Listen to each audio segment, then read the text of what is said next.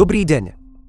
Tu je tým ESVC a vy sledujete videoprehľad, v ktorom s vami zdieľame najdôležitejšie udalosti v histórii rozvoja strunovej dopravy a spoločnosti ESVC za predošlé týždne. V tomto vydaní uvidíte Anatolij Junický o novej etape pre Unilight, minister dopravy Indie o technológii UAST,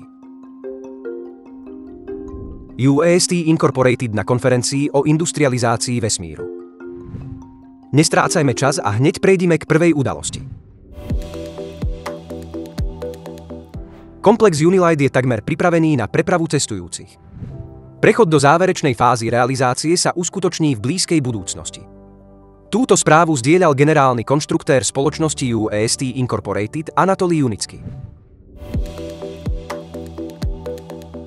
V Marinej Gorke sa konala konferencia o neraketovej industrializácii vesmíru. Uvítací prejav zúčastneným predniesol minister cestnej dopravy a automobilových ciest Indie Shri Nitin Gadkari. Vysoko ocenil ekologické a efektívne riešenia vytvorené generálnym konštruktérom UAST Incorporated Anatolijom Junickým. V Marinej Gorke sa konala 7. celosvetová konferencia o industrializácii blízkeho vesmíru. UAST Incorporated sa zúčastňuje tohto podujatia venovaného pokročilým vesmírnym technológiám.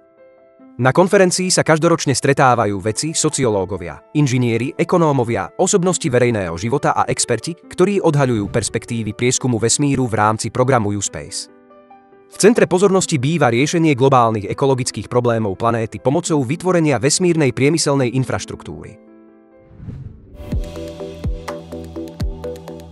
To boli pre dnešok všetky dôležité správy. Určite nezabudnite dať like tomuto vydaniu a zanechajte komentáre. Dovidenia.